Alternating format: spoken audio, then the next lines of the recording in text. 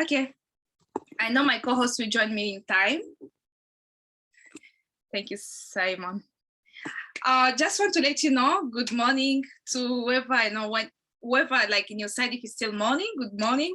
I also want to say good afternoon to people who are in my time in the New York area zone, good afternoon and good evening to people already past 5. Hope you're all doing fine. As usual, my name is Samantha Biakim Gombozi, and Mutebi is my other last name. I'm Congolese by nationality, grew up in Uganda, and now living in America. As always, I usually tell you that I'm the world. I don't have a nationality. I made a mistake by saying I'm Congolese by nationality now. I was born in Congo. Yeah. So I don't have a nationality. I'm a world because these barriers, these territories, these borders were brought up. So I remember by the time God did the creation, he said, let there be the world. So, and I also always emphasize love as one of our greatest motto with Better Mind is love. And that's why you say, if there is love, there will be a better mind. Without taking time, I will give 5 minutes to Judith to welcome people around and tell people, what is this? Why are we here? And a little bit information about Better Mind. Then we shall welcome our guests as my co-host join me. Judith, you're most welcome. Thank you, Samantha. You're almost welcome to our 6th episode of Untold Stories for Refugees. As we all know that learning is part of life and it can never end. Every day, every time, everywhere you go, you'll be adding on your knowledge, you'll be updating your knowledge. So we are here to carry on with our online program, Untold Stories of Refugees. We are here to learn from the real people who are experiencing the thing we are talking about. Because when you hear it from the horse's mouth, it's better. You get to learn because I like the last Sunday's program. It was really vibrant. People said out their feelings, you get. Then you get to know what to handle, how to help someone. You know, some people can be there and they're like, I don't want to forgive. This person did this. Maybe this one did this. Or they destroyed my family. They destroyed my property. But when you come and you share with other people, you get to know the experiences other people went through. You relax your mind. Mentally, you cool down because there is no way you can succeed with anger at your heart. I know we've gone through a lot, including myself, but when we don't forgive, yes, forgetting is hard, but forgiving is the first thing to move forward. Meaning you're going to tell yourself from the past, no, this one, maybe, let me give an example. This one killed my child. This one killed my parent. No, I'll never forgive them. It means you're going to even forget or miss an opportunity that would have taken you far because you're sticking on the past. It is hurting, but when you get some people who are sharing the love with you, that care, who are empathetic, I request you move forward. Yeah, you move forward by God's grace. You pray and you move forward. So Better Mind, as you hear our name, it's Better Mind. We help people who are depressed, like people who are mentally hurt due to different things that have passed through in life. So we give them hope through other former refugees, the refugees, and other people, because they get to share, we get to learn, and we get to know what to do or how to run things. Yeah, basically, Better Mind is to uplift us in different ways, socially. How are we relating with people? Are you going to leave your original country and you come and you keep quiet?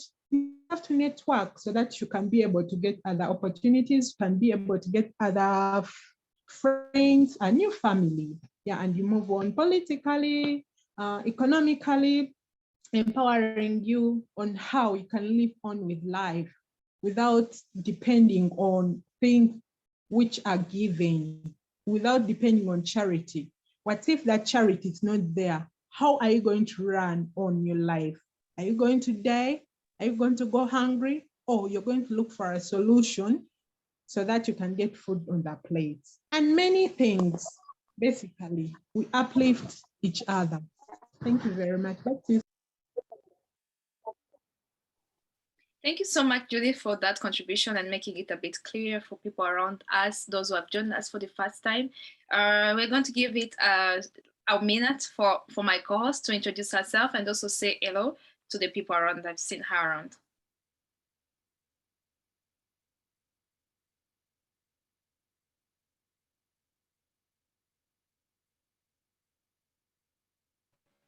Hello, everybody.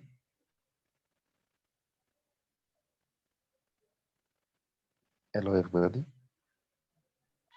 Hello. Samantha, I'm not talking. Did you mute everybody, including me? Okay. So as I was saying, my name is Tatiana, but you can call me Tati as just the name on my profile. Today we're gonna have Alex Mango, our guest, and just gonna give him a chance to talk about whatever he has, like a message to bring to us. Let's mute ourselves just to let the communication better. And if we have any question, we're just gonna write in the chat. I think that's all I have to say for now. Sorry for being late. I was trying to connect myself. I had some issues with my computer, but now it's better. I hope you all are doing good. Hi, Judith. That I can only see Judith, but the rest of you, you're all muted and I cannot see your faces, but it's great to be with you here. Thank you so much, Tatiana, for your contribution. As always, our theme said Untold Stories of Refugees. Why the theme comes as Untold Stories of Refugees? In the world today, everyone is a refugee, but we chose it to be a bit different. We chose to hear stories from people who are probably are looking for exile from different countries, to hear their story, to hear a story from refugees, from former refugees, current refugees, former refugees, and the refugee service providers. The guest that we're having here today is none other than Alex Mango, a current refugee residing in Naki Valley, and you might correct me on that, but what I know is residing in Naki Valley. And apart from him being a refugee, there's a contribution that is giving back to the community, the refugee community in Naki Valley and other camps, and also not to forget even the host community. As always, once you have a great mentality, once you know that we share love, being a refugee is not a disability, but I usually call it a jewelry that we need to embrace and say, this doesn't stop me from being able to do this. So this will not stop me to achieve my dream, but it's just a step in life that says, stand up, wake up and do this. Because life has given you this, make bread out of that. So we shall be having Alex here today, and without taking a minute, I just want Alex to come on and unmute his microphone and greet us, introduce himself to us. Alex, you're most welcome to the platform. Thank you, Samantha. Good evening, everybody. Good evening. I don't know if my English is better, but I'm trying to speak in English. You can Because even I've learned with English, with Swahili and French. Tatiana is there. We also had a person who said is going to help us even with more translation. Use a language that you're comfortable in. I have a request for you, Alex. Can we see you? I'm in the car now. I'm traveling. So I'm doing Zoom and I'm traveling. Okay, no problem. Is it safe driving when you're talking? No, I have a driver. I'm going to Kampala now. So thank you to invite me, Samantha. Thank you everybody to be there. Tatiana, in case I forget some word in English, I've seen someone, David is there. He was being a good translator in Naki Valley Refugee Settlement. I see Tatiana, so sometime some word can come in French, in Swahili. So please translate me. Okay. We As get we you. say, my name is Mango Alex.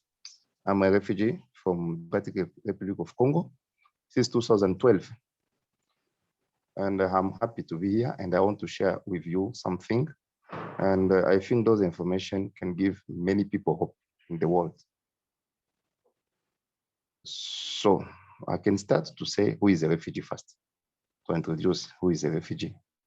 So if someone knows who is a refugee, according to the UN, is the person who has been persecuted according to sex, race, something like that.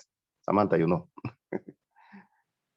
Yeah, that's true. Like Alex has just told us that he has introduced himself to us. He has told us that he's a refugee. Judy, just a reminder, I hope you are taking notes because I'm also taking note on my side. And also, guys, I just a reminder, take a bottle of water. I removed my etiquette, so I'm not doing marketing for anyone here apart from refugees.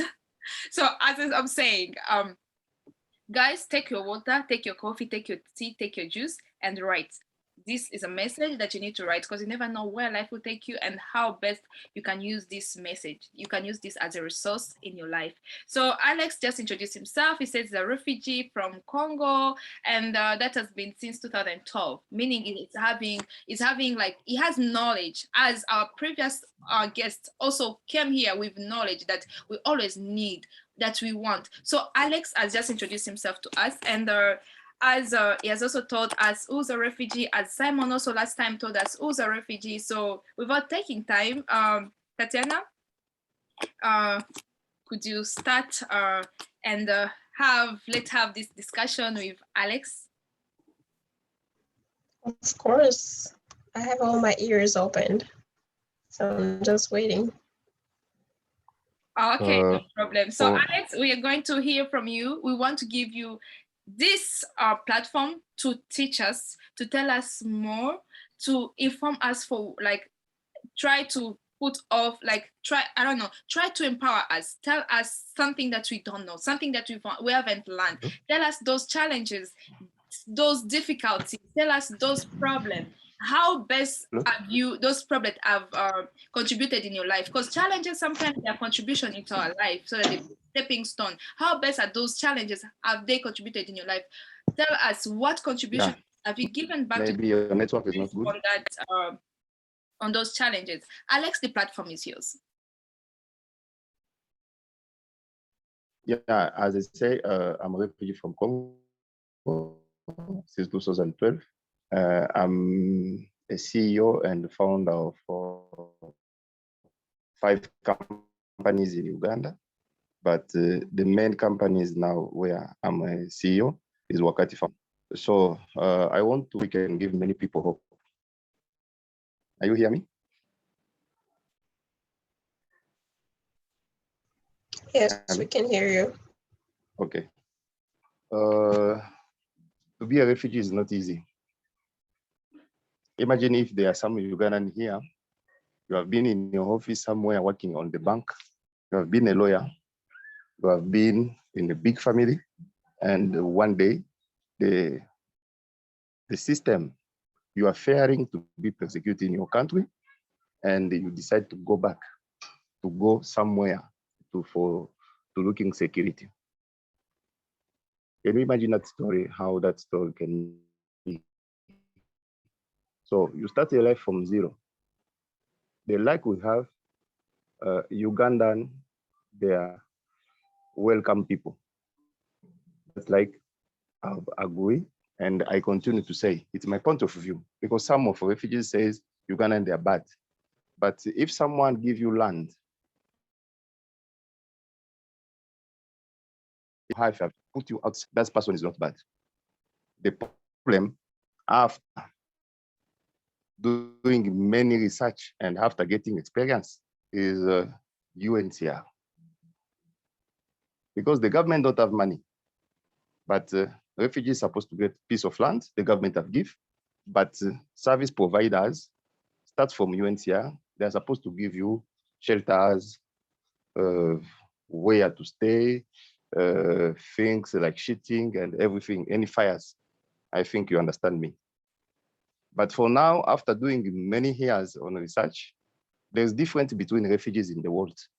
There are different between African refugees, they are different between Asian refugees, and they are different between American refugees.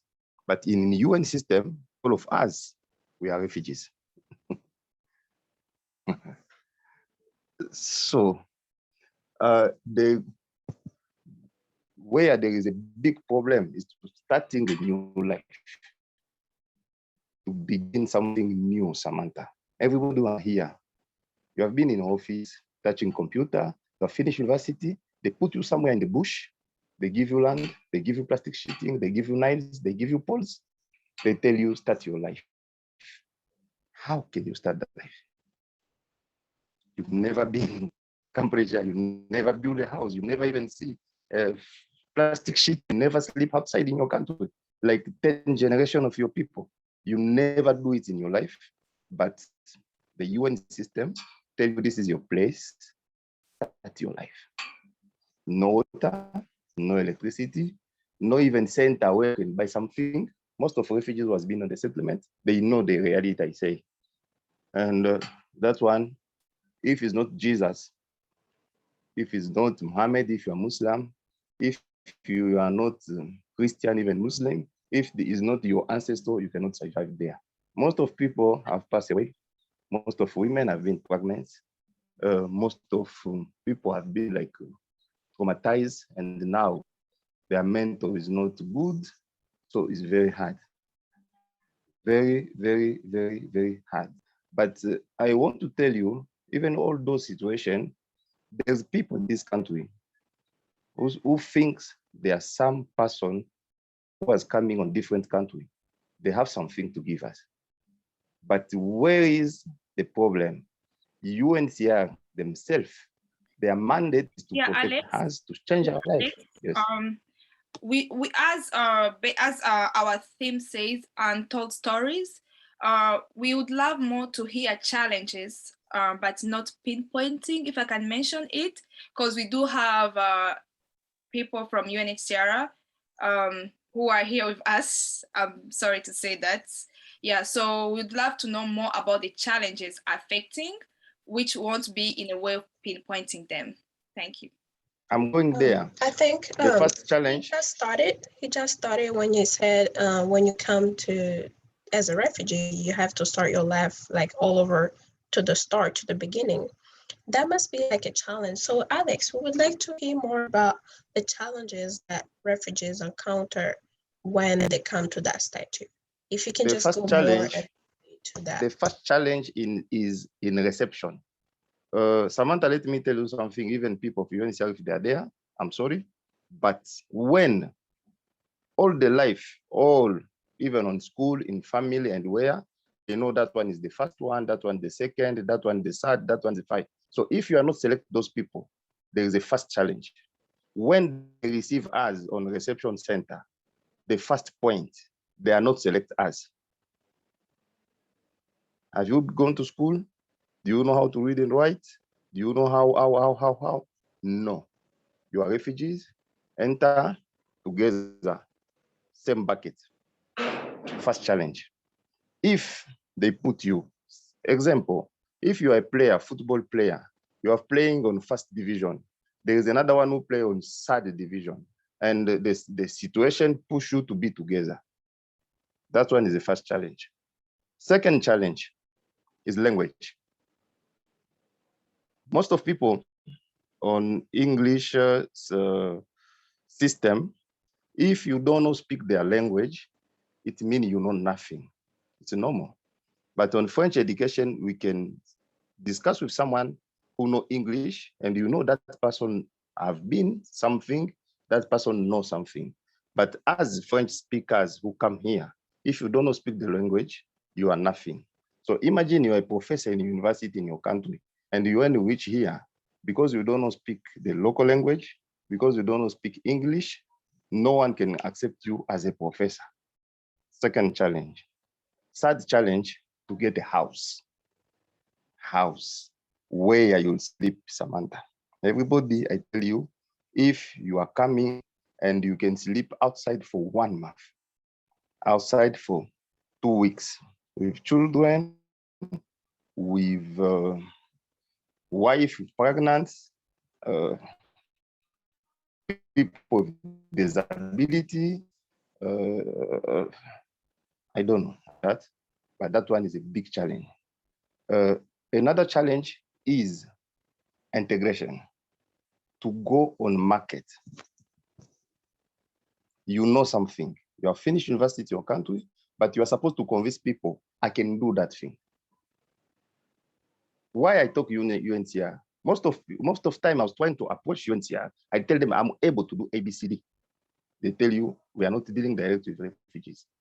So if you have coming to support us, if they are there for us, why you cannot deal with us? But I can say most of challenge is for when you start your new life, when they are not select you, when they are not say those one, they are doctors, those one, they are nurse, those one, they are engineer, those one can be, there has been soldiers in their country. If they are not select people on the first day, is a big challenge. So to live in the refugee settlement without any coins, since you are supposed to be on the line morning to evening, waiting 10 kilo of maize.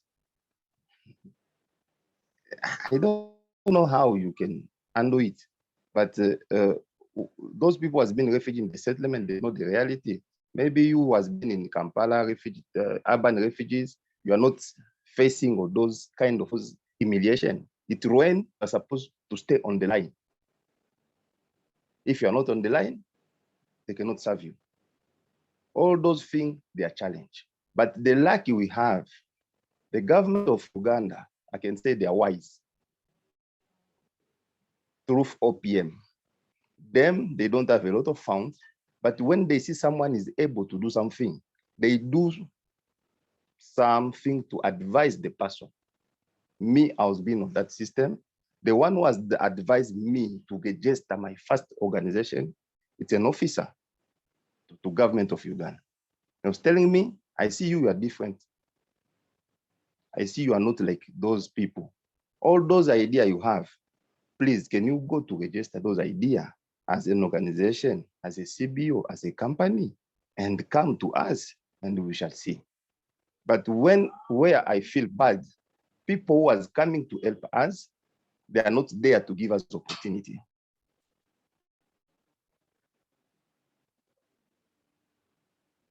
Is where there is a many challenge. So if you cannot go to school, if you can have children in Uganda and you don't know their nationality and you are parent and you know if even today God can call me where I'll leave my children because you don't know if they're Ugandan, if they're Congolese, they will be stateless in the future. How many cases we have here? So reason why I say on that those meetings, if there's people of UNCR here, they can see those problems to protect even Uganda. Because some of us refugees, we know there's money for us. But the end of the day, I was seeing there's no money for us. We can work together and to get money. We can bring something we have to develop where we are. So if you have a community, many people who know there's someone who has my money, they'll give me for free. And those people they know don't have their money, but they can bring the skill to develop where they are. We are living in confusion.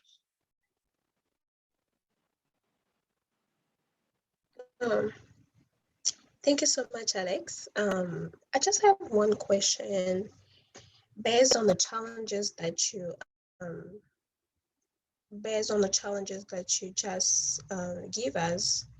just gave us, sorry. There is like a reception, language, and housing, but I'm gonna be focused on the reception. What is the reception like? Like the welcoming, how is it where you are? how was it like a challenge for you, and how did you overcome that? The same thing for the language. I can hear you. Your English is perfect. Your English is good. I can get the message easily. There is no like complication in your language. But how did you overcome this challenge? These two, like the reception and language, how did you overcome them? Oh, thank you for the question, Titiana. But first day on the reception, I tell you, there are people who has lost hope and they are not strong. There are those people, even if they are on bad situations, they know something they know, and no one can change it. Those people, they are not many. But like 98% of refugees, even if they know something, if you put them, show them if they know nothing, they will stay at home. They say, let us die.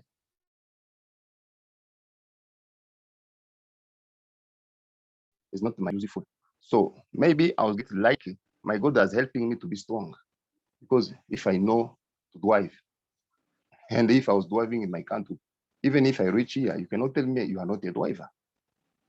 I will confuse you and tell you, no, I know how to drive. I've been even driving since I have 12 years. That we are passing. But no, it's okay. Okay, in terms of reception, did you Okay. meet some sort of like discrimination when you were going to, I don't know where you are, Uganda, right? Are you in Uganda? Mm-hmm. Okay, Yes. when you went to Uganda, did you meet some sort of like discrimination in the case or in the subject of reception when you went to Uganda? That's like my question. Or how was the challenge in front of you, or how did you see the challenge? I know that like to be integrated in the community is not easy, and you have to be like follow everything that's they give you, like the rules of the community. But how was this welcoming to Uganda was such a challenge for you? I just want to hear more. I just want to know what was challenging for you. Was it the people around you? Was it the community? I mean, the representative of the community, or was it something that really stopped you from feeling like you're welcome in the community, like the real challenge? On reception, the system is not, I tell you, I don't know how they work on it. But imagine you reach somewhere where you will not find someone who speak your language. You find someone with a computer, ask you, what is your name? You tell him your name, he change even your name. And you know, in my country, if my name, like me, my name is not Mango Alex. My name is Ishingwa Mango Alex. But when I reach in Ugandan system, they start every document for me with Alex Mango Ishingwa. For someone who has gone to school who have a degree, that's one is first confusion. I faced the same situation when I came here. My first name, Hello? like, can you hear me? Alex, can you hear us? I think we lost him. Alex, are you with us? As Alex tried to join us, guys, I think we've realized that if you've been following us, if you've been with us since the first episode, refugees are facing different problems depending on areas where they are, depending on the kind of reception that they receive. Like I can give an example, as Tatiana said, on the language, I mean, on the name part. Tatiana, I believe you also face the same problem because you came from a French speaking community, right? And then you're joining an English community. First of all, even the way pronouncing your name will be different. When it comes even to education, things will be totally different. So we realized, and that's where I was going. yeah, we realized that there Yeah. are many challenges that we face as being immigrants. I don't want to say as being refugees, but as being immigrants from different areas, especially if you're coming from different system. If you're coming from a Swahili speaking system and they're joining an English speaking system or a French speaking system, there will be challenges. And as Alex joined us back, I want us to reflect upon what he has told us. Alex has just told us that Yes, he faced challenges with discrimination. I think he highlighted discrimination points, Tatiana, if I can recall well and I wrote down. He also faced And the reception, yeah, case. yeah. So he said when they welcome him, they just, I mean, when they welcomed them, they just took them, they never asked them about what did you do? What did you study? I can reflect back to myself. I'm not reflecting back to myself in Africa, but I'm reflecting to here, whereby the system is a bit, can I say it's a bit different? Yeah, when I came here, I also came as a refugee. Currently, I'm a former refugee. Yeah, when I came here, they never asked about what you studied. No, I came here as a refugee. I'm seeking to start life afresh. I'm seeking to start something new. So what the good thing that they've helped you is resettle you. So from there, I think life should start there. So that's when we usually emphasize integration, seeking integration. How best are you getting integrated in the community? Because there are many challenges that you're facing as being a refugee. First of all, there are many challenges that you went through. If we recall what Simon told us, if we recall what Solomon told us, recall what Tete told us, what Bella told us, who else did you host? We recall different people that you host. There are many challenges that these refugees are facing. As I can mention them, there's the language barrier that is really affecting many of them. There is the housing system, because remember, you're coming, you're seeking help. There's no, like, these countries didn't have it like built, like they didn't have these places built. I'm not trying to give answers to Alex's question, but I'm just trying to portray to you. I just want to bring it out there. Like, this country didn't have this infrastructure that's ready for you to come in, you know. So there are many challenges that people are facing, especially housing. They'll give you that space. Tatiana, based, I don't want to monopolize this discussion. Tatiana, based on what you've heard, what can you bring as a contribution to what Alex has said as we wait for him to join us back? I think I'm just gonna be focused on the language. I know it's a very hard challenge that everyone get to face. I think I'm there. Oh, welcome back. I was telling the folks that language is a big challenge that we all have to face. What are you talking about, Samantha? I cannot hear. Go on. Oh, okay. I was telling people that the big challenge is, first of all, the language. Because if you want to be integrated, if you want to be, if you want to feel like the community is yours, if you want to own the community, you have to learn their language. And that's the hardest part. I can just reflect myself. When I came here, I was a French speaker. And I can tell you that I didn't even want to go to school because I was like, why am I going to school? Is it just learning like the basic stuff like A, B, C, D, 1, 2, 3, 4? It was such a shame for me. But then I realized that if I don't go to school, or if I don't start over, how am I gonna survive here? Or how am I gonna be able to feel independent in myself? So I had to go to school and start with language classes. It wasn't easy, I can tell you. And even sometimes I felt like I'm just gonna give up. I'm just gonna quit or just do something else, but not school again. But once you start to learn the language, that's when you start to understand the system around you. That's when you get to understand what people are talking about, or what's happening around me. If you don't get to learn the language, people can even talk about you and they're just right next to you and you won't understand anything.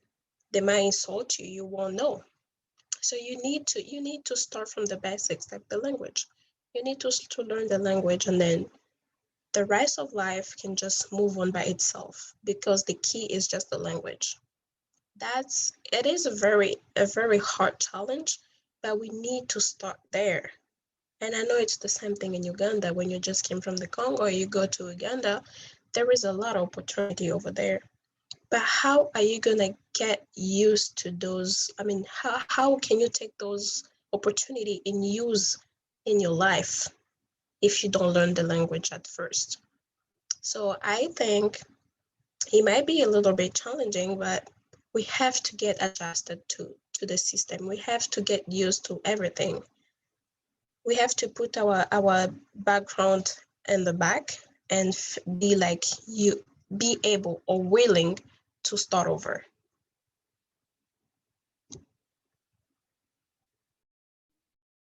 Thank you, Tatiana, for that contribution toward the subject. Sorry. So we're going to give back Alex the microphone to lead us and tell us more challenges and also what contribution has he brought to the community. First, I mean, the challenges that you face. How best have you contributed back to the community? Give us, you can give us other more challenges and also tell us those contributions that due to the challenges, different challenges that you face, have been able to probably help the community or help and probably cover certain gaps that the UN or UNHCR is not doing, or probably the host community is not doing. So we want to hear from you, Alex. Yeah, thank you again, Samantha. I think you are hearing me. Yes, we can hear you, Alex. Imagine you are coming in your country, you have been someone working somewhere. When you reach on reception center, they say you sit down. Everybody ikaa chini kwa budongo. You understand that one? Yeah. So you are supposed to be there on the line whole days with your children. After that, you are on the line. They separate you with your family. The husband supposed to sleep that side, and the women supposed to sleep that side. So imagine if your wife, she was being raped, and she has 2 children, 4 children, and you are the one supposed to take care. No one accepts you to be with your wife. No one accepts you to take care of your family. It's the process. Another challenge, you ask me a question later, Tatiana. Another challenge, our degrees, our diploma. If you have finished senior 6 in Congo, if you are coming like a foreigner in Uganda, you will reach in Kampala, you learn English for 6 months, and you'll go on a normal, formal university, like everybody, because you have your money. You are coming as a foreigner. If you are coming as a refugee, you are in the settlement. If you don't speak English, you are supposed to go on to senior 6 on P2, P3. Can you accept that one? And people complaining. Alex, I'm just gonna people give complaining you an why people they are not going to school in the settlement. To senior 6 to P1, why UNHCR cannot bring? Can I ask you a question? I'm just gonna give the question in like an example in life. I mean, an example that is real in life. Let's say, for example, you want to go for a vacation at your uncle's house, and you know that your uncle doesn't allow people to get to home like past 7 p.m.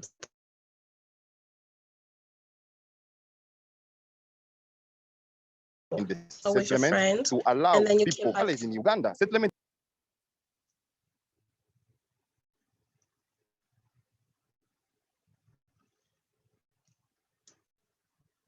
We lost him.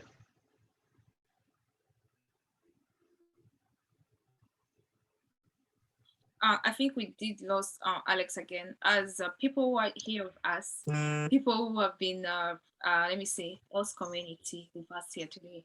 I think you'll hear from Alex's voice.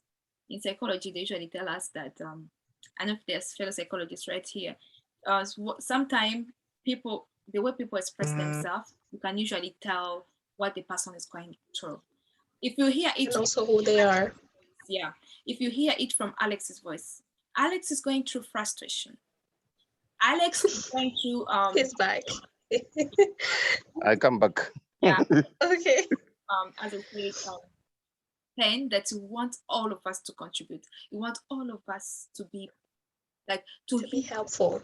Yeah, because why are we having these stories? Because we want you guys to hear. We want you to be informed of what our refugees goes through. Like there are many challenges that people go through. There are many challenges that different people receive depending on places that they are. Life in urban refugee is not the same as the one in settlements. There are similarities, but there are some different points. As a refugee, this is an opportunity for all of us.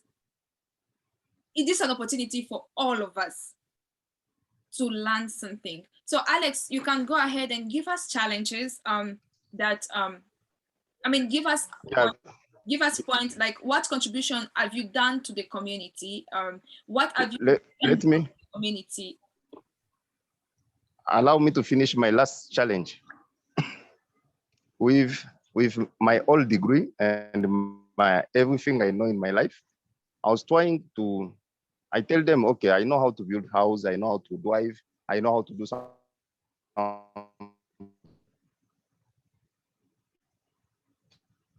They tell me if you are not have to do that work, going to vocation training center. And vocation training center, people learning temperature, painting, electricity, something like that, to have like 2,000 for my family. On vocation training center, they tell me when my wife was sick, they tell me you are supposed first to learn English for 1 year. And the center. So imagine I have nothing in my pocket, my wife is sick. The food they give me, maybe sometime you can be in the settlement and you don't know even where they distribute food. You can be there for 6 months and you never receive food. For now, the system have changed. But when you have coming, even where they distribute food, to know the place, it was very hard. So you reach there, they tell you shall learn again 3 years. Me, I want even to paint a hall. You tell me I'm supposed to do 2 years. 2 years for what? To be a painter. I think there's some system UNHCR are supposed to change. So when I've seen those things, I was broke, nothing in my pocket. But I tell my God, I have my time. That is the reason why Wakat is coming. Why I can use my time, why I can help my people in my community to use their time to get money. I was designing a new concept, learning by doing. Learning by doing is the system where I can find you on the street, you know nothing, you have been in economics in your country, but you have 5K. I'll tell you, I have contract somewhere, I have where we shall paint a hall. Please, you come, I'll train you and I'll pay. That one is my first condition. The system, they bring people for 3 years to learn how to paint. My system now, you can be a painter for 1 day and you get money. Now. When you go to vocation training center, you are the one supposed to give me. Solution I was giving in my community. Second solution, when people like women like you, Samantha and Tatiana, if they give you a land and they tell you build house, I don't know how you can manage. I don't know how you can manage. So I was designing a new concept to help people, women, elders, people with disability. I convince people, I will train you how to build, but no one can give you a chance to build this house when they never see you doing something. Please, if you are Christian, if you are Muslim, if you are someone, but I know that person, she has 8 age, she don't have someone to help. We can take our day and we build there for that person. And when we build there are people you saw them building, but them, they're on the training.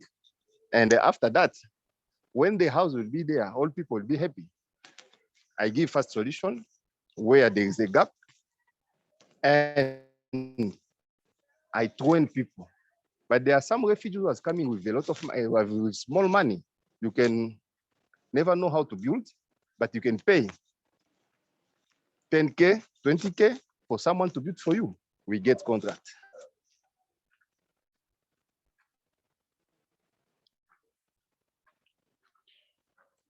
Another solution I was trying to bring in the community, how to do lobbying with private sector. Reason why I tell you, UN system, I don't like it. It's my point. And if there are people of UN who are here, please, I'm sorry, but it's my point.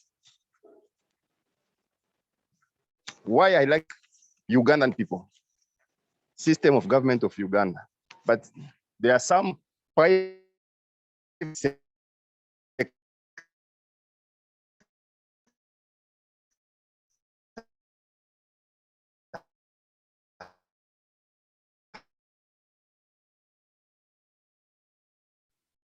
I guess we are having network problem. Oh, he's still there. Is still there? Mhm. And just you don't know I can still see him. the language, but you come from them, A, B, C, D, E, F.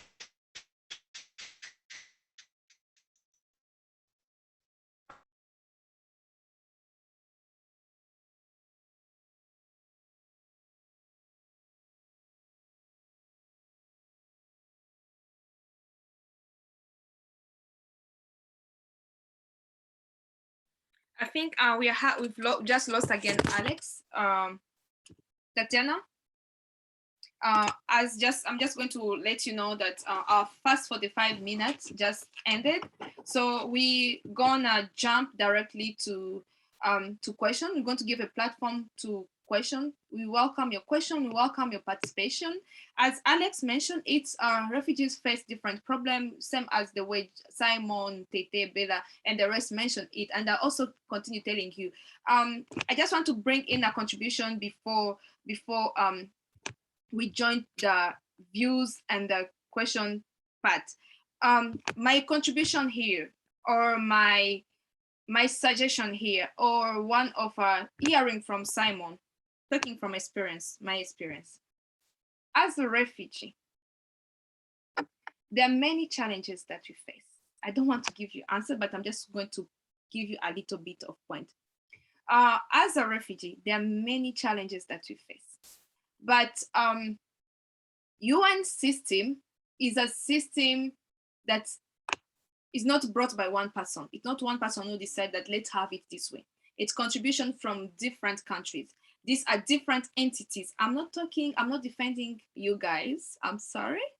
But I just want to bring this point and clarify it a little bit.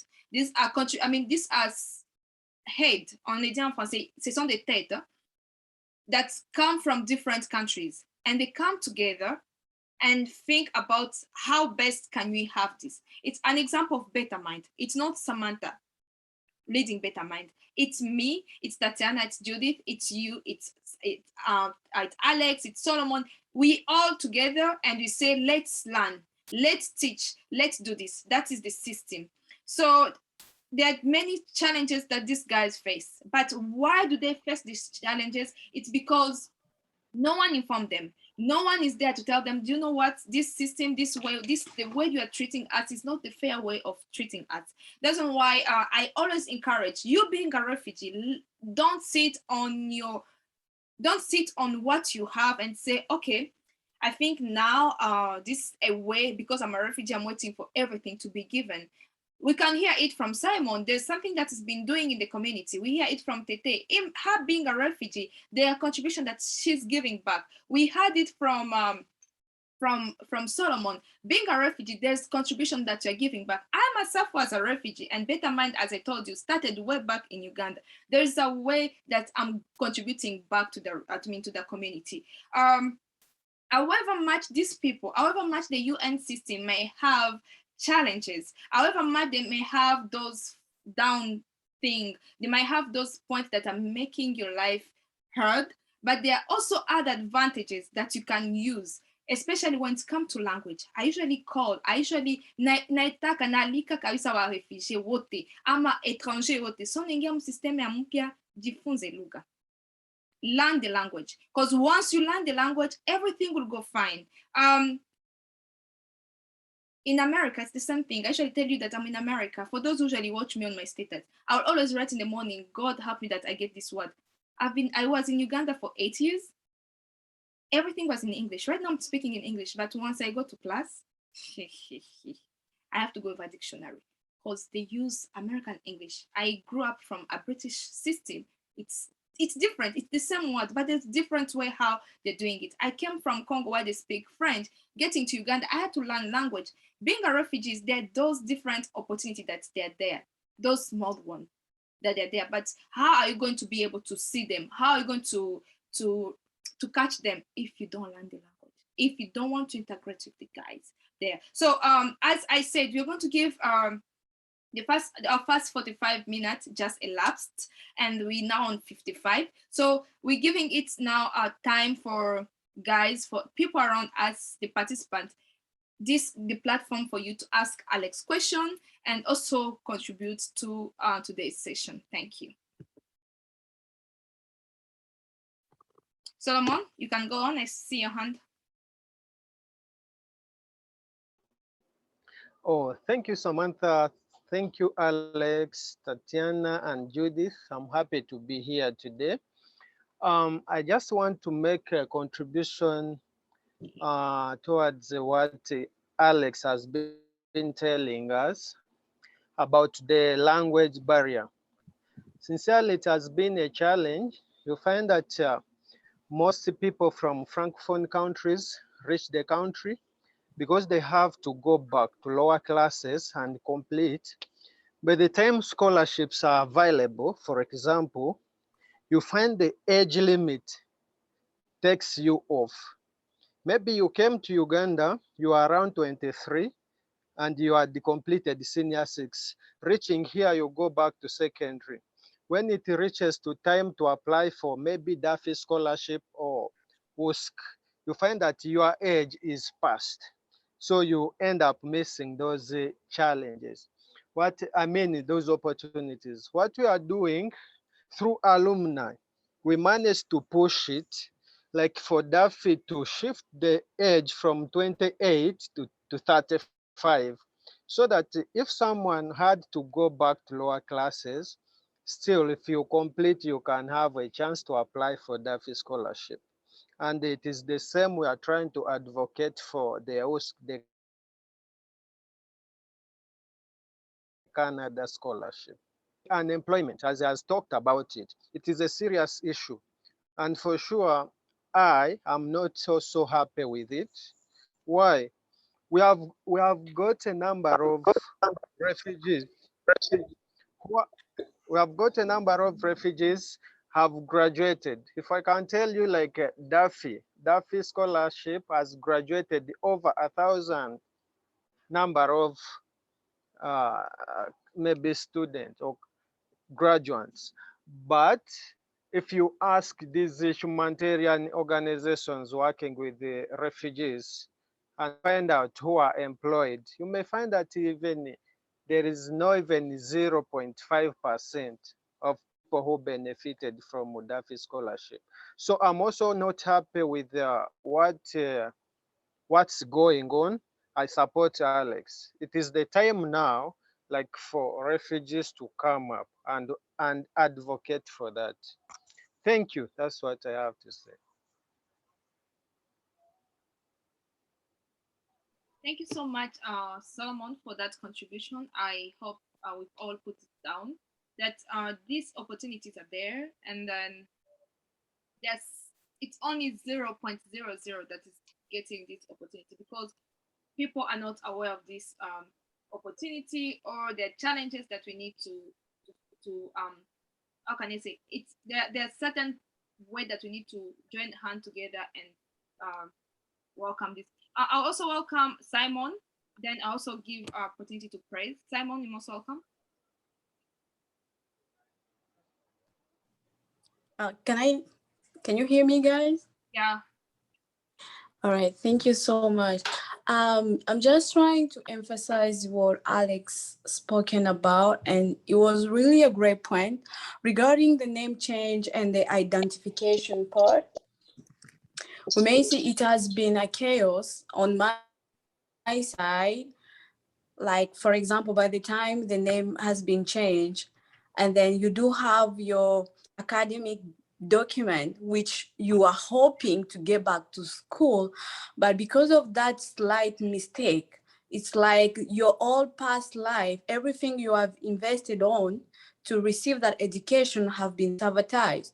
So I just want to ask, I wish we may have somebody who work in that system to give us specific ways. How could they do, or what can they do to fix that matter? Is it the listening part, or is it the literacy part? Because going aside, we realize we do face a barrier, because you have to drop all your past credential and you have to work on with the one they have given you, like you have adopted a new name, a new everything. So what is a good way for us to fix that problem? Because mentally it's sarcastic and it's affecting our mental health as well. You won't start from scratch, from zero. Thank you. Thank you, Praise. Do you need an answer from us, or you need an answer from Alex, or from people working with you and here present? I think it doesn't have to be an answer right now, because I may see we guys are victim of that. I was thinking I was the only one, but I've realized other person have been victim of that point. If as Better Mind as an organization, or as Salomon is there, they do have, and I don't know how many people we do have in the church, maybe they may try to bring that to the table, and then from the table it may reach to a better place where that things can be advocated. Thank you so much. Let's hear from Simon. I saw his hand up. Simon, girl, with us. You can unmute yourself. Hey, can you hear me? Yes, Simon. Yes, Samuel. My name actually is Samuel, not Simon. And I'm not a refugee, but I'm a Ugandan. Or I was invited here by Yaka. So I'm somehow very happy to learn of some of the situations happening with you refugees. So, but mine was like a concern. If I saw Simon is not somehow happy on how situations are in those camps, if someone can come from, let's say, Congo and come to this side with a certain level of training or academics, and he comes to this side and then is lowered down, I think, can there be, like now Simon has a camp and an organization, can such an organization sit down with these UN officials and maybe put to table such complaints for them to work them out? This is my question. Thank you. Thank you so much, Samuel, for your contribution. Alex, hope you're ready to answer this. Can I come in now? Yeah, you can. Okay, this is Simon. I've been looking for like a quiet space. There was like some kind of discordance in my neighborhood, so it's making a lot of noise. That's why I could not unmute. Alex raised so many issues that are really very vital, and Samuel have actually asked a question that actually needs answering, and also praise concern. So I think these are all genuine concerns, and it all narrows down to information. Do we really have the information in our hand? And also the leaders that are in the refugee camps, do they also have information where they can actually be able to help people who are coming in, who are like first timers in Uganda? You are still in reception, you might be having all these papers, but you don't know where to go to. You don't know like the language, you don't know everything. Do you know where like some refugee leaders that can actually have an information center where they can actually be able to inform people? For instance, the issues of naming, changing of name. So in Uganda, when you come, if your surname is like if your surname is, let's say, Mabutu, and then your first name is Peter or maybe another Mokomebutu Seseko.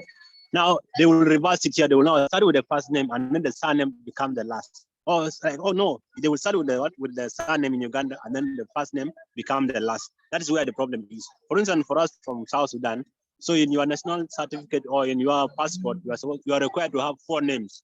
So you put your first name, you put your second name, you put your father's name and your grandfather's name. So when you enter the border, like when they are giving you visa, they will not like, because your surname is the one for the grandfather.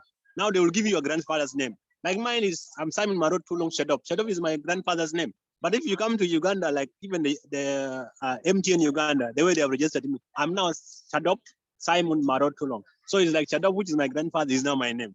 You get it? That's where the problem is. But when it comes to like at the education or an institution level, you are required to actually have like, this is an answer to praise. You are supposed to have like a document like from a lawyer that actually states that, you know what, this person is the same person which is here. Because there was a lady from Somalia that I was helping last year to apply for a scholarship for Mastercard Foundation in one of the universities in Ghana.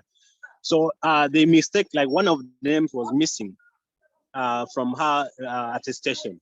So it was not in her refugee identity card, but it was not in her primary. He went back there and corrected it in her secondary, I mean, in Barara. So now she was applying, these are 2 different persons. So she had to go to a lawyer and actually equate and say, okay, and got like an affidavit, they call it affidavit or something like that, which states that these papers are for so and so. And the reason is why the names are different, they are all explained differently. So if there is someone who is having such issues, you don't actually abandon your papers, but you go to a lawyer and then they can actually help you with such kind of paper called affidavit. So the only cost now will come into you paying for that service of the lawyer, which is very expensive for refugees. Even for a refugee to come and translate their document in Uganda. If you come from Rhino camp, you have to come to Kampala and actually equate from here.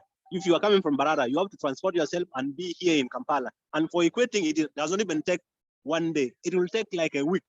So in that week, you are supposed to feed yourself. You are supposed to accommodate yourself in Kampala. So imagine a refugee who is not able to actually raise 10,000 Ugandan shillings a month. How is he able to actually accommodate himself? How is he able to actually do things like that? So what we are supposed to actually do, maybe I will table it at Solomon's test for the alumni to actually take on.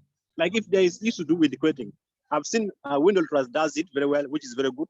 And if there are also like other institutions that require equation, at least there should be the UN partners that are in charge of education, the UN partners that are actually helping in the different settlements, should be able to actually provide refugees with some little money to equate the results. That is the first thing. Alex has been complaining about issues to do with UN. UN, you don't like the system and every stuff.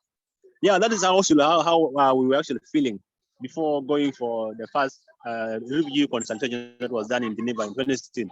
We are always getting annoyed with these UNHCR guys in Kampala. These guys are not allowing us to enter. We are refugees here. We're supposed to access the offices. Why are they not opening for us the offices? And then they have money, but the money is being taken back to Geneva. Why is it that people are suffering in the camps, but there is money that is being taken back because it has not been spent in Uganda. It has not been spent in South Sudan. Why is it being taken back? So you'll find that such issues, if you don't really understand how these UN systems work, you will keep blaming the people here. You will keep blaming the staff. You will keep actually putting pointing fingers at them and fighting them, cursing and saying these guys are just bad. But it all comes back to the people who are actually giving them money. For instance, if South Sudan donated money to Uganda to support refugees in Uganda, if South Sudan was like a member state, that is or a donor state, all the processes that UNHCR is going to follow will come from South Sudan. It is the member state to determine how that money will be used. If the money is supposed to be used for gender-based violence, that money will be used for gender-based violence. It will not be used for educating refugees, even if refugee children are out of school. They will not use it for that because the member states say that money is supposed to be for what? For gender-based violence. If the money is supposed to be for forced or early marriages, if it's supposed to be for sensitization, if it's supposed to be for printing other things, it has to be used for doing that. They cannot change it. They cannot do another thing apart from that. That is what happens here with the UN. So for us here, we end up blaming the people here. They're not allowing us. They are having money here, but they are not giving us the money. But the money has been actually given. It is restricted. There's restricted fund and there's also unrestricted fund. for people that are actually managing an NGOs, they can actually know this. So if the money is restricted by the donor, it has to be the donor to actually change it. It is not UNHCR to actually say, you know what, now we have crisis in Nakivale. There is no food in Nakivale. Since there is no a lockdown, maybe in Kampala, there's no food for the urban refugees in Kampala. They cannot change it. It has to be the member state to actually say, you know what, okay, I'm giving you a go ahead. And that go ahead will take process. It is so much bureaucratic. It can even take a full month. It can take a full year for them to actually get approval and say, you know what, you can go ahead and actually use that money. And if they have not changed their mind, the money will be sent back. So that is where we have the issues. And even if you go to Geneva, we were there in 2018. We were given a platform as refugees to give actual voices of refugees, concern of refugees. Members said we were there to actually listen to what refugees are doing. But out of 500 people who are attending on in Geneva, less than 100 people came to attend to us. They all went to the partners, listening to the partners, what the good thing they are doing and every stuff. But now to hear the real stories of refugees, no one was there. It was only the countries that were supporting us. Yeah, for me, I was there because, okay, the US said this guy was in the US for some time. We supported him. German guys were also there because they knew that I was under Duffy's scholarship. So they want to actually see how the money that they have been sending is helping refugees. They want to see the fruit by seeing the people talk. The Norwegian were there also because they were supporting some group members. So that is what happened. We need to understand all this system and get to know that refugees, we are all alone. We are standing on our feet. We have to do everything on our own. So if there is any support coming outside, we just use a very good advocacy or a strategy that we as a group get united and then say, you know what, this is what we are pushing for. This is what we're asking. But if you keep on saying these guys are not understanding us, they're not giving our problem, they're not doing this, it will be a long, long process. Look at what Window alumni have done by changing the age from 28 to 30. That is really a very good achievement. And if we can actually change that from 25 to maybe like 28 or maybe to 30, that will be an achievement. So let's push one thing at a time. Thank you. Thank you so much for that. We're gonna. Thank you, Simon. I think we can have Buema Matata now. Yeah, we can have Buema Matata, then give back again to Alex. Okay. Yes, hi guys. I just have two questions I want to ask your organization. How do we ensure this voice of these people, like Alex Bango, what he was talking about, is going to be heard in the office of UN? That's what I want to know, because people can talk, but there's nothing which can be done if you people are not serious. I see it's a good achievement and a good idea you brought people up in. I think they have ideas. They said a lot. Then they did this self-resilient. What I can say, but it's a good idea. But I want to ask your organizing team if you have that in mind, like this voice of these people is going to be heard in UNHCR, and also they get some contribution. That's one. Then the second one I want to say, just advice maybe to, okay, if there's UNHCR support which are there in this platform, maybe there is how the UNHCR is they have some challenge in self-resilient. Yes, there is some refugees who have this mind, they can contribute in the society, but they have some talent or idea from the country of origin, but they want someone to be pushing on. I think what we could focus on it is the self-resilient among refugees who are suffered and they want to do something in the future. And another guidance, I just want to guide for Alex's view. I really appreciate Alex what he was talking about. Yes, in transit center there is what we've been focused. In transit center there is some gap which is normal happen to both refugees and host communities, those one who welcome you, because you may find, let's get example like in Nyakabande or Matanda, whereby the refugees are coming from the border point to the transit center. There are very many. Now it's somehow challenging because I participate in some, but those ones we shall talk in brief. Yeah, I think the organizing team, let them focus on how this voice will be heard to UNHCR. because the way I saw the OPM of Uganda and other countries, they normally focus in self-resilience. They normally be happy. If refugees came with the idea, I want to open conversation, what they support. But UNHCR, they are somehow lazy there. They cannot support individual. They don't support. They just be, and they don't hear your voice. And I see like Simon, he suffered a lot, and now he's a big person somewhere. Teresa, this Samantha, what all those people. I know that they've been suffering sometimes, but now then someone, because they go in those struggle, they suffer. But I want, like, UNHCR can think about those people. Someone can come with the idea and think about, I like the idea, but I want to focus on this first question. If you people, you are doing these things, let's also UNHCR know and change something in self-resilient for refugees. Thank you. Thank you so much, Boima. Just a reminder and also an emphasis that I can put. We are not UNHCR's voice. We are not working under UN. These are this is us. This platform is for all of us. Yeah, this is just a reminder that this platform is yours as Boema. This is a platform for Simon. This is a platform for Twete, for Makamba Janvier, for this is a platform for all of us. What we do, and if we want UN to receive this information, is by sharing what we contribute right here. Is by, once this thing is on YouTube, share it, let the whole world know about it. Because I'm in America. Why did I come up? Why did we come up with this idea? So that people in Uganda, the host community, should be like, the host community can be able to know, like, okay, we are living with Congolese. It's not all about just calling Bazaire, Bazaire. No. I usually tell you, I give you an example of my husband. He didn't know anything about me being a refugee. He never knew. He knew that I was just from Makerere, but he didn't know anything about being a refugee. So it's all about us being the voice, sharing what you contribute. Once we share, UN will receive this. Once we share what you contribute, that's when OPM, that's when the government, the hosting community will receive this.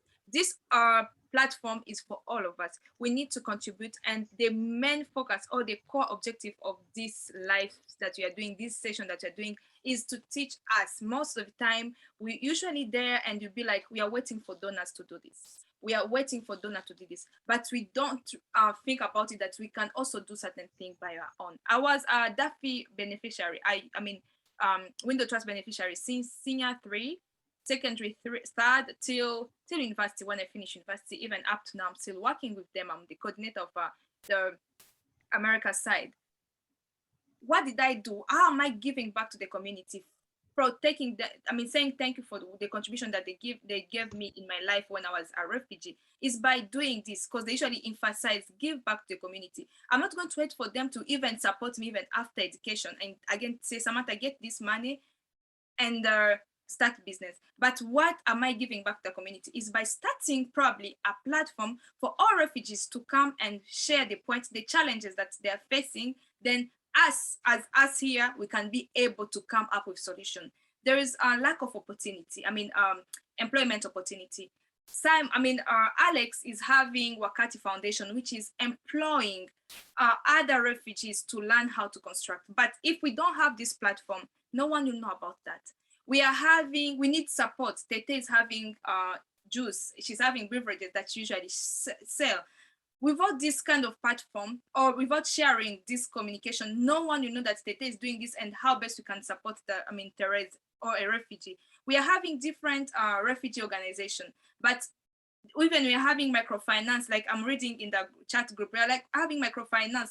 Once this platform are not there, no one will know about it. So the core objective of this is by sharing those challenges, as the subject said or the theme say, so we hear the challenges that they're facing, we hear the story that we don't know, and also think of how best we can do it. We are not supposed just to wait for the donors to give us something, but us, we are not disabled. However much you may be disabled, but there's something that you can give back. Being a disabled doesn't say inability. So it's all about hearing the challenges and how best we can tackle these challenges and get a solution to it. The second answer to your question, to the second question, the answer that I can give is by asking each one of us, sharing the content that you are receiving now. Don't just leave it to us here. Don't just contribute here and say that's all. Get group, Start this small group. Teach people, teach the host community, teach refugees around you, teach them a skill. You've heard about challenges that they're facing. There's language barrier. You know English, you speak French and you know English. Teach them a language. You know how to make soap. Teach them how to make this soap. You know how to make juice. Like, let's work together to be able to bring our voice out. Because once we do this, this UN or OPM or the government, the host community will put the eyes and be like, oh, they're not on our office again. Like, why aren't they coming? Why aren't they asking us for food? Why aren't they asking us for this? Oh, so they are able to do this. How best can you support them? Because they love so much seeing you doing something. They emphasize more on you giving back to your community. So those are the questions that I can give to, I don't know if I've managed to satisfy your question. I'm not sure. Then let me give it back to Alex to tell us the contribution that Wakati Foundation has done to the community. Thank you. Thank you again, Samantha. Refugees has get challenges in the host country to have access of loan. So we have seen that one is a big problem because even sometimes even our IDs, you go on the bank, no one accepts even your IDs. I know everybody has been faced of that challenge. So we have trying to go to discuss with some microfinance in Uganda, and we have get chance to meet Yuga Food Microfinance. We explain then our concept. They are private sectors, but they was open for us doors, and they was coming in an Akiva refugee settlement. They was constructing the branch, and they was give us a contract to build, to paint, to welding, to do everything. And those people was working on that project has been trained by us. And after that, those people, there was been customer in Yuga Food. And after to being customer, they was get access of, they have get financial literacy through Wakati, because Wakati now have an MOU with Yuga Food Microfinance, and now they are self-reliance. But the question I'm asking myself every time, why if I have those ideas, I cannot come direct to UNHCR to tell them, no, UN, as refugees, we have idea A, B, C, D, please give us opportunity. They cannot give you, even if they want to paint their compound, they cannot give even a refugee to paint, even if they saw us painting in the settlement. They'll bring companies from Kampala, from where to come there. So me, I'm not claiming UNHCR for the work they are doing for protection people and what, they do something good. But for livelihood, to give refugees, to give the community opportunity as like Yuga Food did now in Nakiva refugee settlement, UNHCR cannot do it. So that one is the contribution. So now there is a refugees who have small business, they have access of loan, even if now if you want like 100 million in Inaki Valley, Yuga Food can give you. If people stand from you without even guarantee, there is a group, the community stand for you, chairman write a letter, some leaders come, they say, we know him, give him money, they give. That one is success in Uganda. Reason why I respect people of this country, and some Uganda who did something better is better. If UNHCR did something is not good for us, we tell you are my grandfather, but you did something is not good for us. Thank you. Thank you so much. Tatiana, I don't know if you have something to add, and also we shall give again some more 10 minutes for question, and then we'll be getting conclusion as we've had it from Alex. Alex has contribution that's giving back to the community by teaching people skills, by helping people to get this small loan. And also just a reminder, there is the chat group that is going on. I will request you all to go in there and read, because the information that people are also adding there. We've had Bella that said there is an organization that give, I don't know, Bella, if it's an organization or what is it? She said they give loans. And also we also had someone else who contributed and said, I'm just trying to scroll.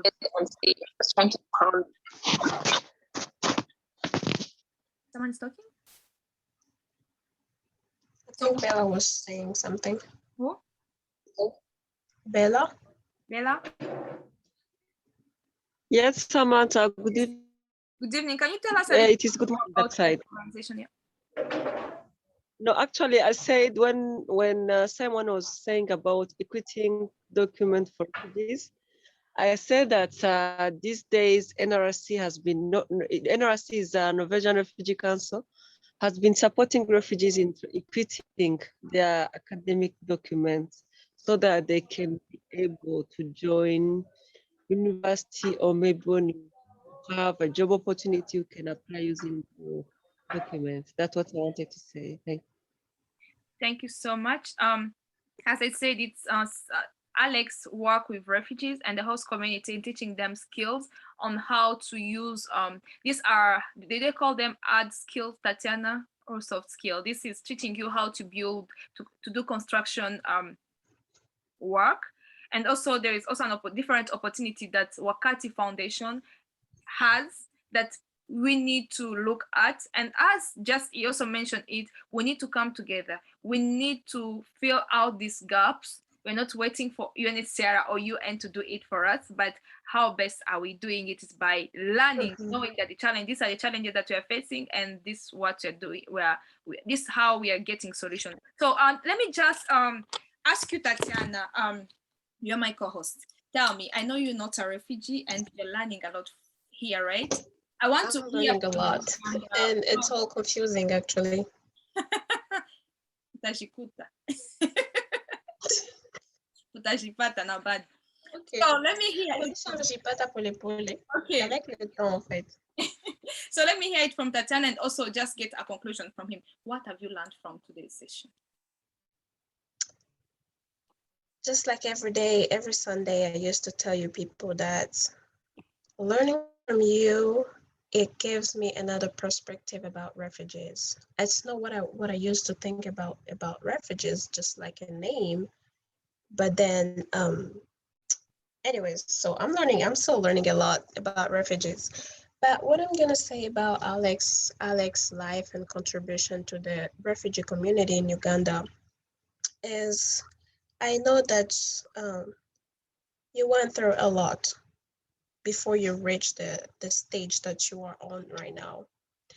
But if you feel like your contribution, the one that you gave a lot of effort, can be beneficial to other people, how can you empower those who are on skills? For example, you told us that you're doing constructions, you can do plans and stuff.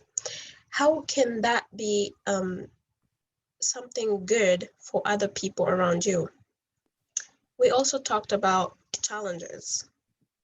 You went through these challenges and you know how hard they are. How can you be helpful to those people who are coming, like the newcomers to Uganda and the refugee camp?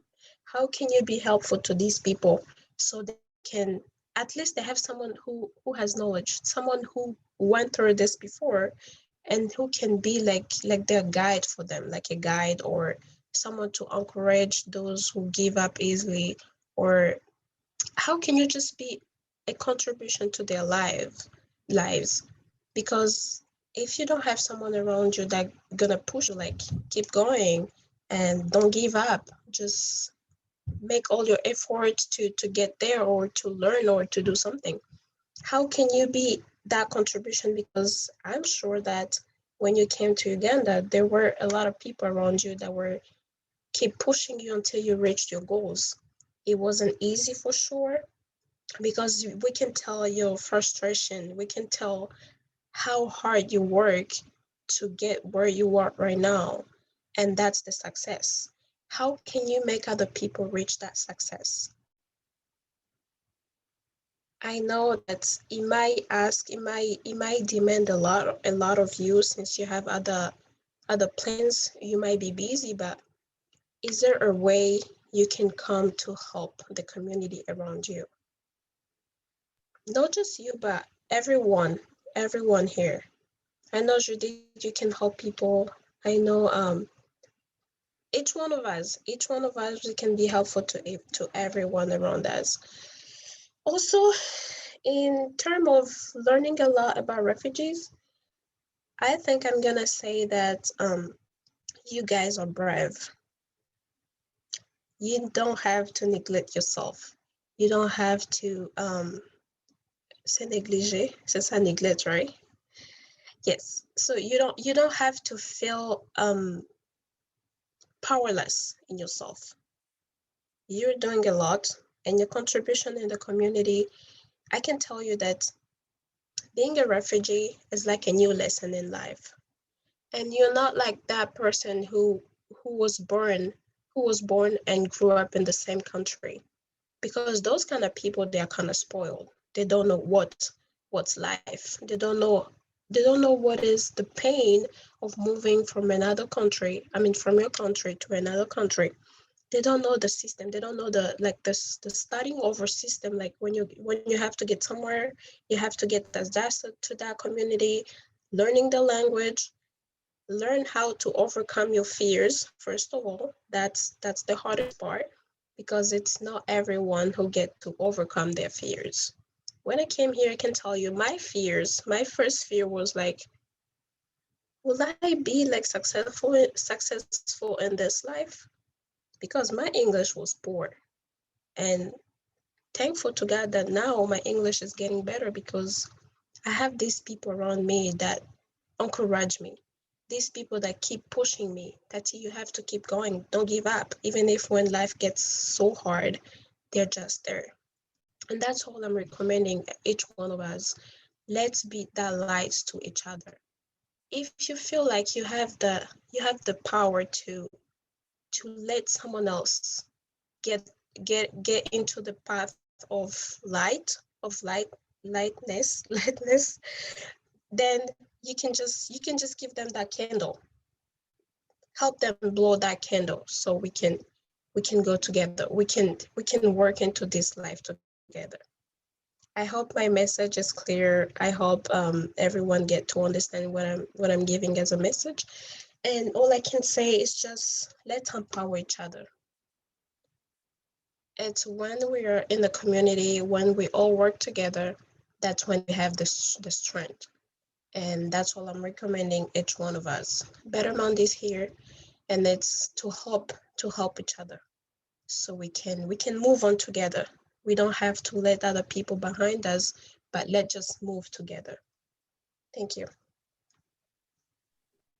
Thank you so much. There was a question directed to me in the chat, guys. I want you guys to bring it out. Don't direct to me message directly. There's a message that was directed to me in the chat that said, forgive, okay. The message that said, more refugees fail to learn the language because of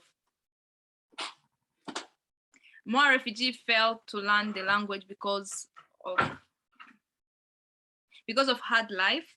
They don't have time to go to school. They're looking for survival. I mean, they're looking to survive.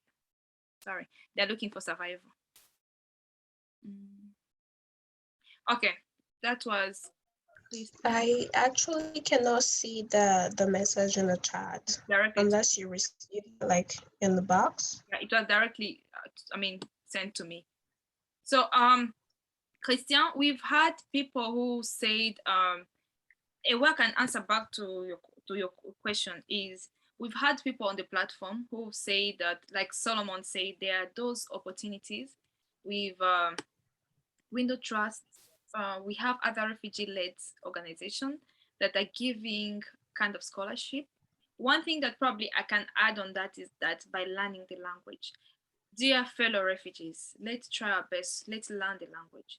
Let's join, however much it is 1 month, however much it's 6 months, however much it is, I don't know how long it's gonna be, but let's learn the language. Let not it be only English. Learn probably Luganda. It's also worth helping, because once you learn Luganda and you learn this other skill, you can be able probably to come up with your own creative thing, and you start surviving from that, and also probably get this scholarship. I think that can be the answer that I can give you to that. I know life is hard. Being a refugee, I went through that. I know how hard the life is. And also by joining also this organization, like the one that Alex talked about, joining his organization, there are skills that it teach, and it's help you like become be able to help yourself out by acquiring these skills. There are also other organization out there, other NGO, other refugee-led organization, other things that fellow refugees are doing, and that will also help a lot. Let's hear it from Janvier. I see you raising a hand. Before we move to Janvier, sorry, Yeah. I'm just gonna add that we don't have to hide ourselves, because I know a lot of us, when you move to another place, we have that fear to ask questions. The community is there, the leaders are there to help us. If you feel like you're not comfortable in your situation and you seek help, please just be open to them. It might be helpful or not, but at least you open yourself instead of dying in your fears, or instead of not getting help because you are afraid. It might be difficult, but the key in the community is the language and to know how to communicate, how to be open, how to seek for that help. Because one hand cannot do a job that two hands is supposed to do. And it's the same thing. You might be single, you might be by yourself, and you need someone to complete your thought. You need someone to complete your task. If you don't get to ask that person for the help, that person will never know that you needed that help, that you needed someone on your side. So the communication is the key. And please, guys, just the language is the key. It is the key in everything. Even before you get your job, you have to learn that language. Even before you go to school, even, I don't know, you go to the market, you have to learn that language, because not everyone in Uganda knows how to speak French or Swahili or, I don't know, any other languages, but the language is the key. We can move back to, who was it again? Janvier raised his hand. So Janvier, Okay. you can go ahead and also see Asaba. And whoever has any contribution, don't hesitate to raise your hand. If you feel like probably you are shy and you want to be able to talk to us, you can also still say it in the chat group and we shall read it. Like we had the person from Yuga Fort. Is it Yuga Fort? I don't know if I'm reading it well. Who's also putting his contribution there. Guys, you can go in the chat room. There's contribution in there. And let's hear it from Janvier. Hey, Samantha, thank you so much for giving me this opportunity. I really appreciate. And as you saw in the chat, like that I sent directly, I was blaming you for not sharing some of these wonderful Zoom meetings with some of us. But of course, I was able to make it. Yeah, how I did that is something different. Yeah. I was so much in love with the topic of the day. Yeah, and I'm sorry that I really joined late, but I was in a couple of other meetings and I'm just rushing to go to others. So my thing is, yeah, it's good to have such a platform that we can discuss about refugees and the support and the challenges and all that. But basically what I think is that, yeah, after we have discussed and known the challenges, what are we doing as refugees? Yeah, what are we doing as the platform? Not inspiration speeches. We have had enough and we keep hearing enough, and probably we shall hear enough. We thank that and we appreciate it. But how are we empowering each other? Yes, we can empower each other, but how? Yes. How do we solicit for resources to make sure at least we have, after all this platform and these discussions, how are we impacting in the life of an old woman somewhere in a refugee settlement in Uganda or beyond? How are we as a platform contributing to an orphan somewhere, somehow, in some community somewhere, yeah? After all these nice English, nice Swahili or French, how are we contributing? That is what we can be thinking about. How I think that could be done as my contribution to the challenges could be, we can involve ourselves in, because we know our problems more than anyone else, yeah? We don't need UNHCR to say refugees need this. Yeah, we don't need OPM to describe our problems, because sometimes they can describe it in the wrong way. WFP was in this for some good time, and they realized that we don't need food, we now need money, of which money is giving a lot of troubles in families. Divorce is happening just because they changed from giving maize flour or corn flour, if you call it, to giving money, you see. So after all of this, we have seen how struggling organizations have been, how supportive they have been. Indeed, OPM has done it all. UNHCR has done it all, but we keep dependence in one way or the other. But what are we doing? What we are doing is one thing. I appreciate we're discussing about it, yeah, which is really amazing. We have these meetings, and I keep seeing our sister Samantha making sure that people participate, yeah, and I was dying to make sure I am part of it, which is a step, yeah, in the race. But what else after all these other proceeding meetings that will happen? What else are we doing? What next after the discussion? What next after all these topics is what matters to me. If we can agree on that, I'll be willing to support. I work for an organization called Now and Tomorrow Uganda. Some of you may not be familiar with it, but that is how we are supporting. And I would wish that you guys propose that after all these discussions and leaving us, what's the next step? Looking at OPM, UNHCR, or any other implementing partners. Us, yes. Wakati Foundation is doing an amazing job, yes, to some of the selected few, but we need to broaden on that to make sure some of our other guys in BDD, in the Changwali or Chaka are also having the same services, yes, and even going beyond that.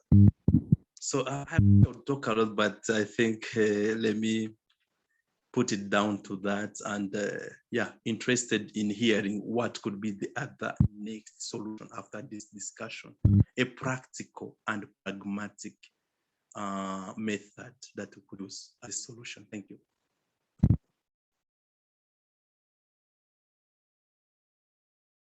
Let's hear, I will give an answer to that a little bit later. Let's hear from Judith, her contribution, then I will give an answer to that. Thank you, Janvier, for your contribution too. And I continue apologizing for that, but I'm making sure that everyone gets the link.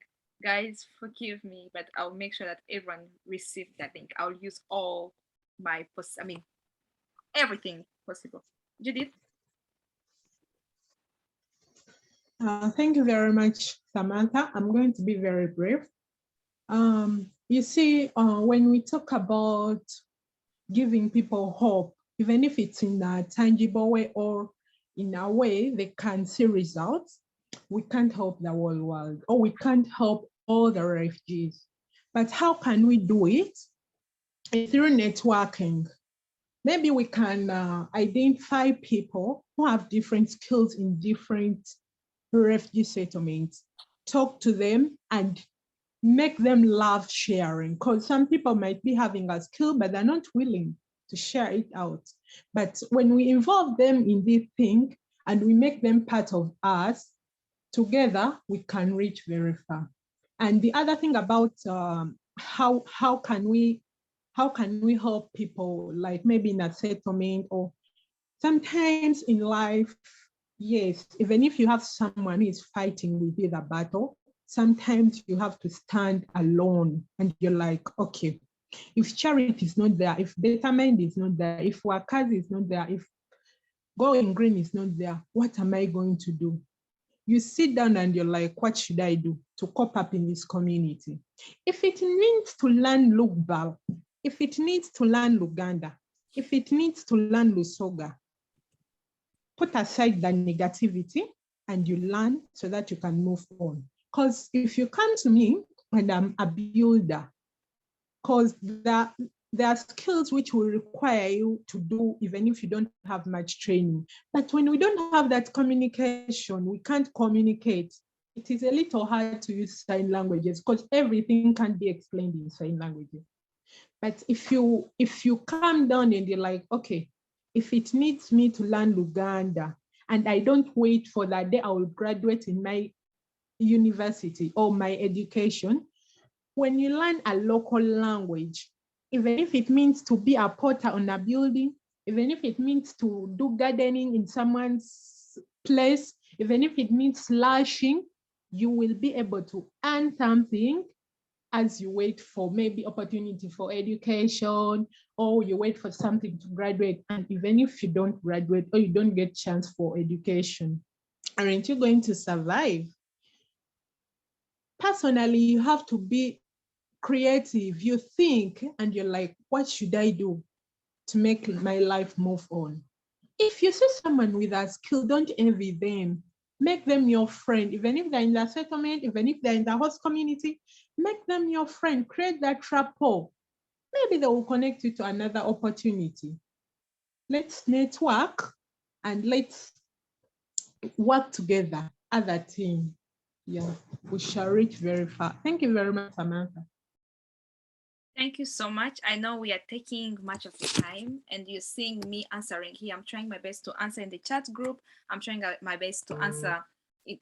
My phone, those are sending me messages directly, like comment from here to my phone. Those are sending it to the chat group. I want to say thank you. Guys, being a refugee, my 8 years as a refugee, there are certain challenges that you guys have gone through that I didn't experience. The other challenges that you guys have talked about that I've experienced here in America, especially when it comes to the system, especially when it comes to being treated as a refugee. There are things that, like when I was a refugee, I didn't know. However much there are challenges that we face, but once I arrived here, that's when I was like, oh my God, why this name refugee? I was so proud of being called a refugee when I was in Uganda. Why this name refugee? In America, you remain with the refugee status for a year. And there are also challenges that we face as refugees. One day when I'll be the guest, I'll talk about that. Just to add on Judith, what Judith said, I wish I came earlier. I took a word before Judith, because Judith just answered took my answer and I gave it to you. According, probably just an answer to you all, and also to add on what Janvi told us. These discussions are good. These discussions are not only for me. These discussions are not only for Better Mind. These discussions are not only for people that you bring.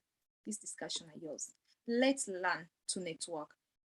Everyone here is talking about an organization. Everyone here is talking about Window Trust. We've heard about Uga Fold, Uga Thing. They offer, it's a microfinance organization. I don't know if Rogers, you can tell us a little bit about it when you host refugee service providers. We have NR, that's the one that Bella mentioned. We have, I don't know which other organization. We have this organization. Guys, how best are we contributing toward the best of fellow refugees? Don't think because I'm a refugee, so Wakati Foundation will pick me and be like, because you're a refugee, Samantha, come here and you start working. No, I actually tell people with Better Minds to volunteer with Better Minds. It's not all about just because you're a refugee, you come and volunteer with Better Minds. No, what are you adding to this organization? Yes, you want to get this opportunity, but what are you bringing to the platform? What are you bring? How best is your time, your minute? How best is it contributing to the community back? So we are having this organization. Think about the skill that you have. How best am I contributing to Wakati Foundation? Once Wakati Foundation call me and give me this opportunity, how best am I contributing to this? We all have organizations that we are connected to. Let's network. Let's tell each other. They usually say, tell a friend to tell a friend to tell a friend. Tell your friend, be like, do you know what, Samantha, there's an opportunity here. Come apply. Let's network. This is the reason why we are having this platform, so that you can hear people's organization. We can hear, contribution from different people and see how best we can network. Networking is the best key to fight some of the challenges that we are having. Someone, let me give you just 1 minute so that we go to the conclusion, so that we don't reach 2 hours here. Someone, you have 1 minute. Thank you. Thank you so much, Samantha. I want to give you a scenario of one. I don't know whether you are hearing very well. Yes.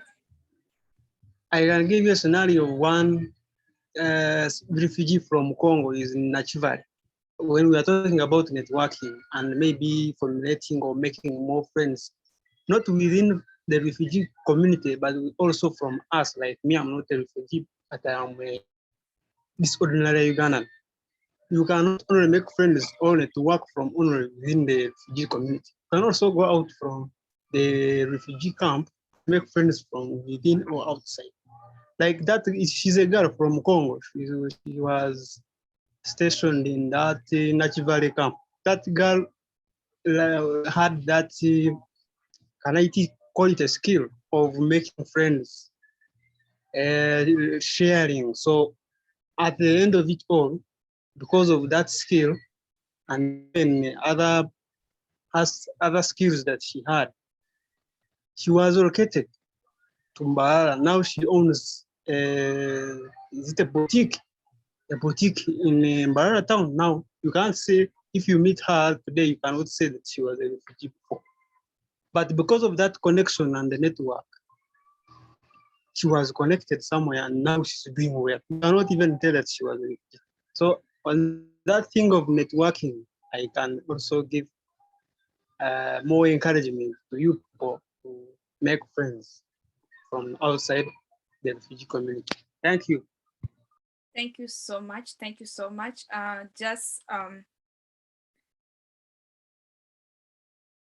Okay, Rogers has just told us to give him an opportunity next week to let the world know about what they do. This is the thing that you want to know. This is the thing that you want to hear. We want you guys to come out and tell people about what is there and how best these refugees can contribute. There are skills training centers in refugee camps. There are skill training centers in urban area. There are scholarship opportunities. There are this, but we need to network so that we can be able to know about them. Once we use this platform that we are having right now, well, we shall hear more and we will learn more. So without taking time, I'm just going to read the last comments. Yes, okay. Without taking time, I just want to say thank you for your participation. I can't really thank you enough. As always, siwezi washukuru ya kutosha. Like, see you, I can't even go to Swahili. Siwezi ongea Swahili juu nishaongea angle yangu yote, so maneno zitanikimbia mkinywa. I want to thank you all for being here, for making it, for taking it like with value. I mean, taking value into this time, taking that 2 hours and being here. Thank you so much. I can't thank you enough. And as usual, one of our best culture as Better Mind, we can't just be here to waste your time, but we always want to give you back the water, so that, because I know you've talked a lot. So dear Alex, we have Therese, today morning, I was insisting. I was like, Therese, please have a social media account. And she's like, Samantha, I do have, but it has a certain name that I can't remember. I don't know, do something like that. So we have product from Therese company. Therese offer beverages. She offer juice. She offer wine. Yogurt. Yogurt. So we want to hear and want to know, which products are you choosing? What do you want to receive from Therese as a sign or as a token from us?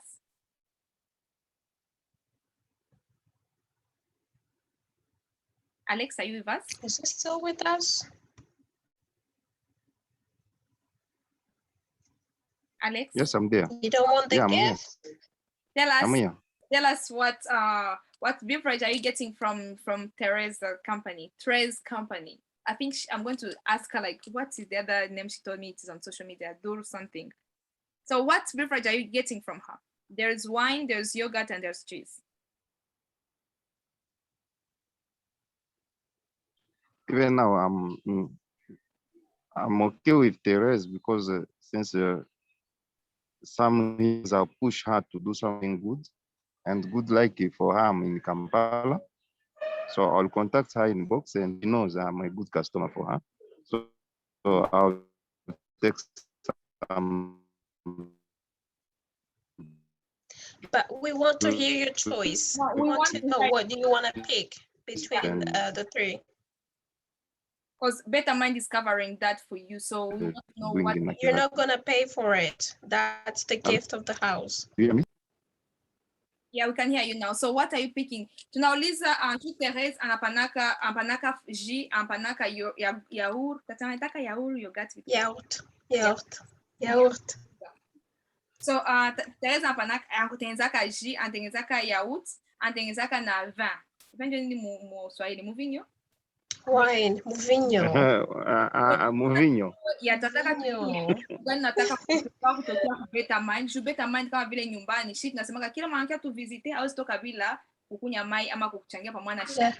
Unataka urecevoir kutokea kwetu, unataka urecevoir nini ambayo shi tunaweza kupatia kama vile kado. So tunakupatia 3 choix na tunataka uchagule moja. Therese, she's there. Therese, can you choose for me, my sister? Mais tu sais que Thérèse iko njuma taikunywa, ni wewe utakunywa, no? Tunataka Anajua guu zangu zote. Non, shi tunataka tu yenye unachagula, ce qui vient de ton cœur, ce que toi tu veux. Kesho lendi atupatie basi wine. Okay. Wine.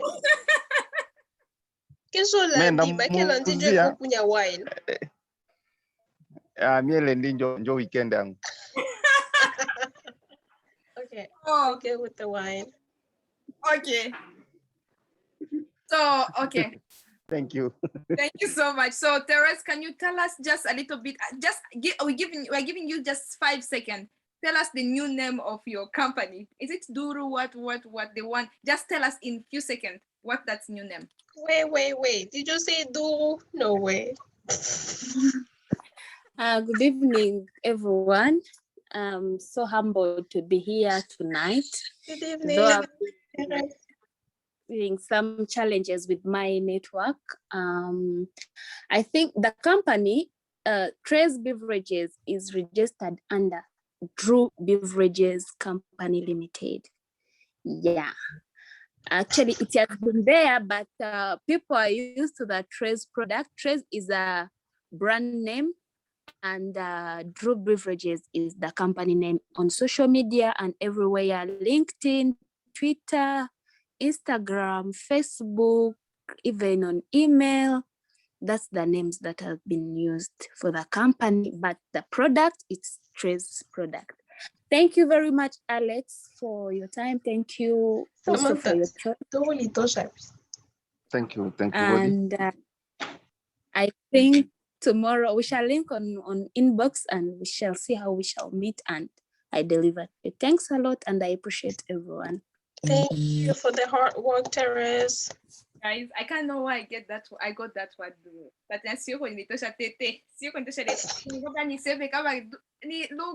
so someone is suggesting us to be mixing languages and we shall try our best. Our previous lives we've been we used to mix languages, but then I don't know how come we switched back to English.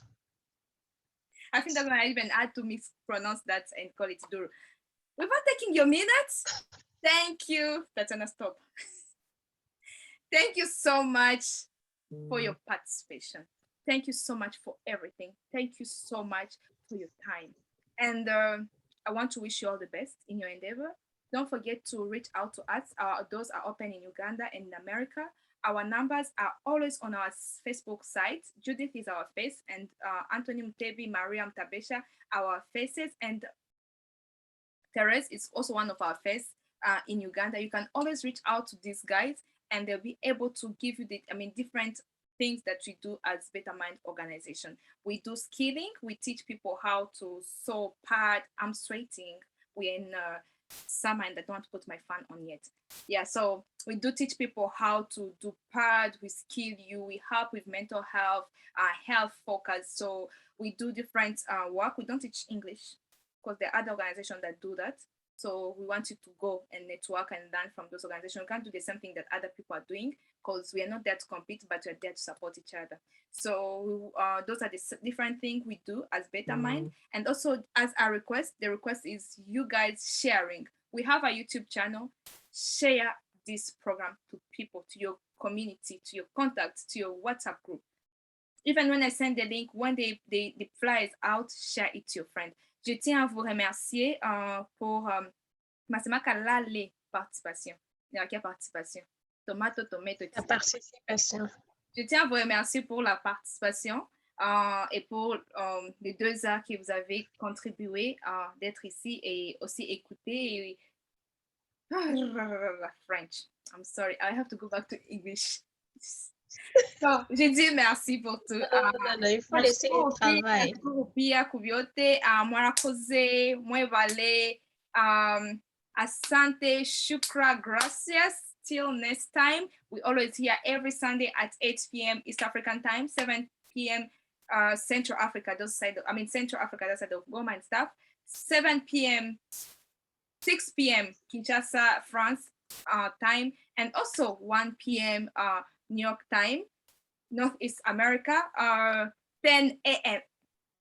Tatiana side, is it Pacifican area, and also 2 p.m. Canada area. Thank you so much. Till next time. Bye-bye. I just have a last question that I'm going to ask Roger. Roger? Are you going to volunteer to be the next guest for the next week so you can give us I think in the chat you said, are you gonna, okay, you're gonna tell us about what you have done. Do you want to be the first volunteer for that? For this next Sunday? You say before we go off? Huh? Your hand raised. I think Fabrice has something to say before we go off. His hand is raised. I think it's still here. Well, we are just waiting for the next guest who will volunteer and get ready to tell us what you have done and how that can be helpful to other people, or you can teach them what you have done. Don't forget. Well, Samantha, I think you can start recording and we're gonna stay on the line for